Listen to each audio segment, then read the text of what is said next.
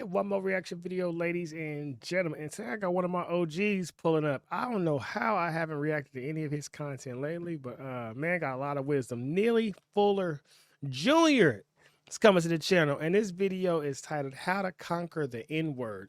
As you may have seen or may not have seen, there is some new young lady named Lily who is setting the internet on fire with her use of the N-word. And I just want to drop my 2 cents on there. You know what I'm saying? If this is your first time to the channel, get on in here, park your whip, take your shoes off, get comfortable. As I love to say, we are simply spirits encased in human flesh. That's all, baby. Trying to figure out this thing called life. Not nearly as divided, nor as demonic as the mainstream media and these social media algorithms try to make it seem every single day. And I think we can all agree that everybody, mama, is trying to learn, trying to grow, trying to be enlightened. And we support free speech. So if you dig what you hear in this video, do me a favor, ladies and gentlemen. Share for what? No, first of all, we say, what is the N-word? The N-word just means one thing. The power of the so-called N-word, where does it really come from? It comes from not having a definition. You can call somebody any word that has no definition, and you can drive them crazy. There is no definition for the N-word. If you look in a dictionary, what do you see? It's a derogatory term for a black person, or a person of African descent, or Negroid heritage, some type of abstraction. But what's the key term in that definition? See, a word is nothing but a tool until you give it a definition. Now, what's the key term in the definition of the N-word? The key term is derogatory. It's a derogatory word for a person who has color in his or her skin. But they don't tell you why it's derogatory. That's where the power comes from. Has anybody stopped to think about that? That's a good point right there. Why is the word nigga so offensive? What year did it start being offensive? Who was the first person to be upset about it? I've never saw my daddy be upset about being called a nigga. On the other hand, I've never saw a white person call my daddy a nigga either. I don't remember hearing my grandfather ever use the word. Like, my grandma was married 4 times. I don't remember my grandma saying nigga. Papa Sonny, Papa K, Elor, none of them used the vocabulary. Let me know in the comments below. I know some other black people out there to watch my content. Did y'all grandma say nigga? Did y'all grandpa say nigga? Even thinking of my mama's mama, my grandma on my mama's side, I don't think I ever heard her say nigga either. Y'all let me know in the comments below. This got me thinking real quick. When did this start becoming an everyday term? Because my mama said it a lot, and my daddy said it a lot as well. And that's why black people, generation after generation, are going crazy about that word. But what does the code say? When somebody calls you that word, you know the way to handle it? Let them write it all over the walls in your workplace. You can come to work and it's all over your desk. Like a lot of people have broken into tears. I've read about it in the papers when they see that. And run down the hall screaming almost. We got to conquer words, folks. That's a part of the code. You don't let words conquer you. I don't care what kind of word it is. It's just a word. Just a word. So all you got to do is just pull up a chair to your desk with the word "in" written all over it, and up above, on the walls above you, somebody did it during the night. Nigga, You just pull up your chair and start doing your job. They can keep it there forever. I mean, I'll tell you what. If you want to test me on it, put me in that situation, man, look. Neely Fuller, and see if it bothers him. Callaway. You can call me the N-word all day long. In fact, you can line up 10 million white people. Just line them up, and each one of them step forward and say it, with some of them know how to say it with that bite to it. Nigga. It's got, they know how to say it with that old southern drawl and all that. I mean, I'll just say next. All right. And find it. Hey, and that's the craziest part about like the internet is it really makes you think that a white person saying nigga is supposed to upset you or offend you or make you want to fight them. I seen a report the other day that a black man murdered a white man for him calling him a nigga. Now that black man gonna spend the rest of his life behind bars, not getting to touch no woman, not getting to see his kids, not getting to shoot jumpers, just behind bars over being called a word. And I tell my children this: if someone can control you with words, you will forever be their slave. forever. When I'm outside, when I'm training with my sons playing basketball, I'm so hard on them. I block their shot, I push them over, and I tell them somebody should be able to say, "You fucking suck, nigga. You trash. You were terrible. You the worst player ever."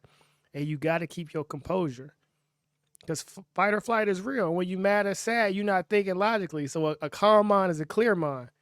But if I can throw you off your game with some words, if I can throw you off your game and you don't even meet me in real life, I'm just a motherfucker sitting somewhere with a phone, tweeting, texting, recording myself in my car like a lot of these videos be doing, and I can trigger you across the world, then I don't really need you on a plantation no more, do I? See, when I could emotionally and mentally enslave you, physically, go do what you want. Go wherever you want, travel, get your passport, be a passport bro. All it is. Be a boss chick, all that. Because if I still control you mentally, you still enslaved. I think everybody needs to go grab The Miseducation of the Negro by Carter G. Woodson, Color, Communism, and Common Sense by Manning Johnson, the autobiography of Malcolm X, the autobiography of Frederick Douglass as well, who was also married. His second wife was white. And then Up From Slavery by Booker T. Washington. Because, man, once you learn to read, you will forever be free. But all this propaganda, you better not let nobody make you mad over a word. They can say whatever they want to you. But as long as they don't put their hands on you. Look here. I was taught you don't hit nobody first. But if they touch you, you make sure they don't touch nobody else again. Put their ass on the ground. After all 10,000 of them go through, I said, y'all got any more? Any more? Want to call me a name? That particular name? Oh, yeah, I got something in the back. Is that all you got? Is that all I have to deal with? As long as I'm getting paid for my time, I don't care what you call me. And that's my daddy. My daddy said he's worked with a lot of white men that he didn't like, and he's sure that they didn't like his ass either. But at the end of the week, he got his money, they got their money, and they went their separate ways. See, that's what's being twisted in this world, that all men need to be best friends and kumbaya and skip. No. Nigga, I got a mission and you got a mission. If we can work together and accomplish it and go our separate ways, let's thug it out. But we don't need to be buddy and all that. I can't police another man's language. It's not my job to control what you say. Frederick Douglass has a quote: "To suppress free speech is a double wrong. It hurts the hearer and the sayer." So I want to know who my enemy is. I want to know who don't like me. I don't want them to be like the Democrats and pretend to be your best friend. Meanwhile, they trying to stab you in the back. Go read go listen to The Ballot or the Bullet by Malcolm X. You put them first, they put you last. Why? Because you political chumps. 10 million white people. Just line them up. And each one of them step forward and say it, with some of them know how to say it with that bite to it. Man, put a little beat behind it. It's got, they know how to say it with that old Southern drawl and all that. I mean, I'll just say next. All right. And finally, after all 10,000 of them go through, I said, y'all got any more? Want to call me a name? That particular name? Man, is that all you got? Is that all I have to deal with? As long as I'm getting paid for my time, I don't care what you call me. All right? Help yourself. I have nothing to do with that, and it has nothing to do with me. Man. Why? Because I chose to. That's why. Being defended is a choice. That's all education is. Choose right. it. So even if if you're on the train or on the bus and you hear some of our youngsters using that word, what you do? Do you check them or do you leave them alone? Oh, no, because they come under the white supremacists. I mean, if they ask me, should they use the term and all like that. I don't have the authority to check them. They're fellow prisoners. All right, prisoners walk around in the prison yard calling people all kinds of things.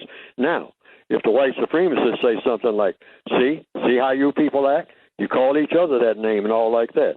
I say, then now I got a question. I say, sir, since you're talking to me, why do they do that? See what I mean? Always go into the question mode. Hey, and that's the biggest jit, right? Because that's the story right now with Neely is they saying, well, y'all say it all the time on y'all rap songs. Why? I can't answer that. I was born into a world that's what I was heard. NWA was already out. I was born in '89. It was already niggas with attitude. Pac was already out. You know what I'm saying? So I was born into a world where that word was used on air. If I call my daddy right now, I promise you, he probably answer the phone. What's up, nigga? But I can't say what age I was when I realized that white people couldn't say it. I'm sure I probably was 10, 11, I don't know. And if I got white people watching this video, let me know in the comments below. How old were you when you realized this was a word you could not say? Because if you listen to hip-hop music, or your parents listen to hip-hop music, then you've heard it pretty consistently. Even if you didn't live around no black people at all, you heard the word on a regular basis. And then you had to get to a point where you said it out loud and somebody said, hey, you can't say that.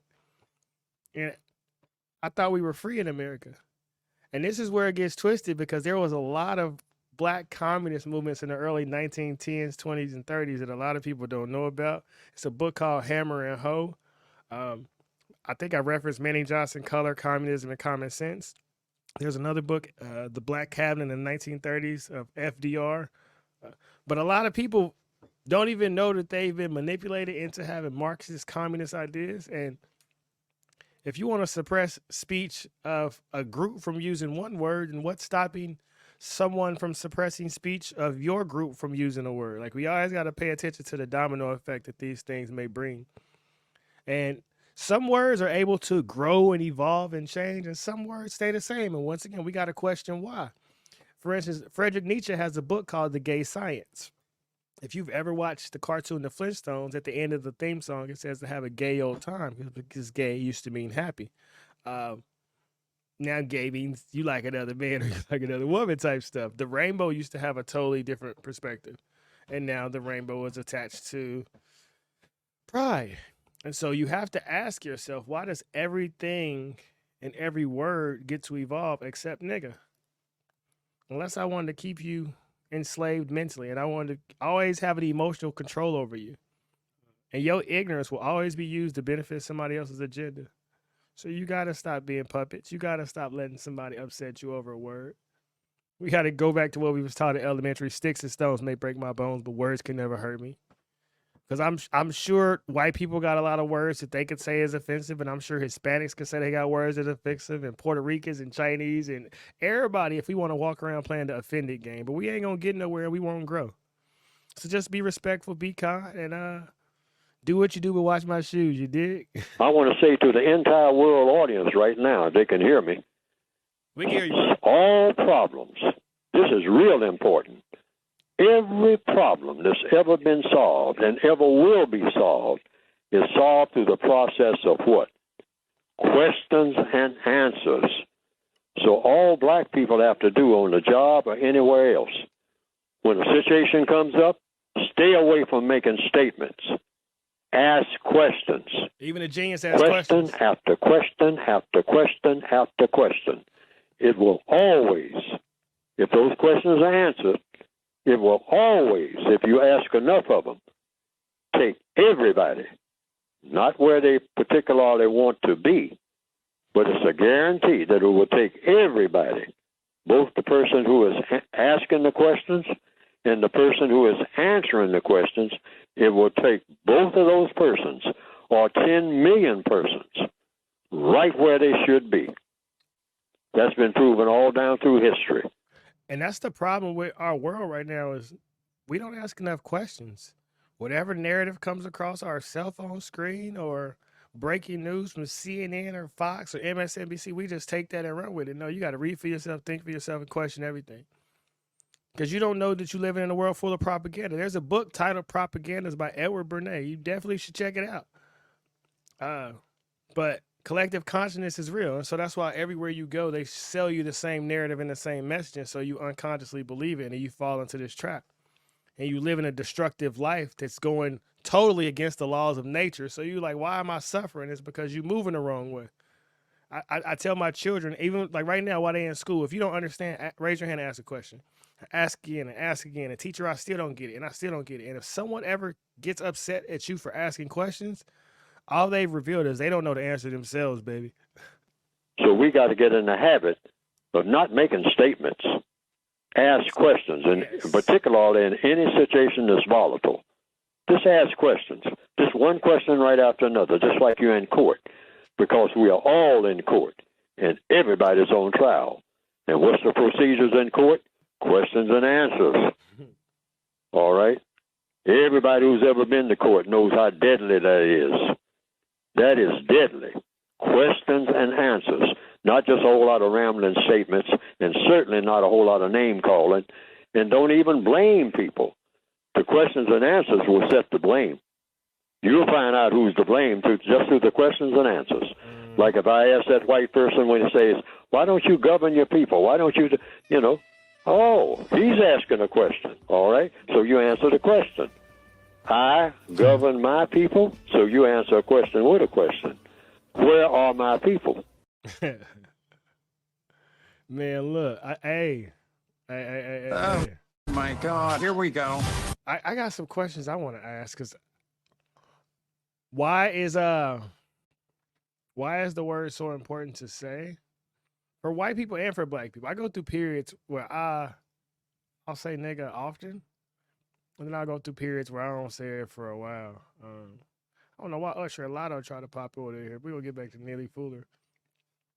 But I don't say it as much in front of my children. Uh, I don't know. Like I said, in 2024, man, I get lost on the debates of words, but also just how people can be so triggered. It's weird how overly emotional, how sensitive a lot of grown men and grown women are. You know, your friends and family personally and they called you worse if we keep it a G. You know you done got into an argument with it, they done called you a nappy headed hoe or something way more offensive than a nigga. But why does it make you so mad when you hear a white person say it? You know, where does all the anger and the animosity from? Is it there's just a lot of questions because if we being truthful, there's nothing you should ever see on TV or over your cell phone that should be able to trigger your emotions. Nothing should have that much power over you. And you got to look at yourself and say, what's wrong with me? Why am I so weak? Why am I so fragile? When did I get broken? Where did this happen down the line? And then you'll get back to see, man, this ain't normal, dog. Like, come on, seriously. So if you watch this video wherever you are in this world, just understand that this too shall pass, and you give it 6 months, 6 years, and then be another debate. I don't think this nigga thing is ever going to evolve because it has to be something to keep people divisive. And with as many biracial kids that we got nowadays and as many Hispanics saying the word, it's going to be interesting to see what happens in 2045, 2050, 2075. But just understand that if somebody can control your words, you will forever be a slave to that person, place, or thing. So if you have to think super, mega, awesome, big, because anything the mind can achieve and believe, it's out there for the going to get, baby. So read The Magic of Thinking Big by David Schwartz, Psycho Cybernetics by Maxwell Maltz, The Power of Now by Eckhart Tolle. And read the Bible. Read the Bible and get away from the propaganda of the world. You have greatness inside of you. And no matter what word somebody call you, you don't have to take them as truth. You know who you are. You know the truth about you. You know how you should feel about yourself. So ignore the world. Jesus said, focus on me, not the storm. So we outie, baby. Peace.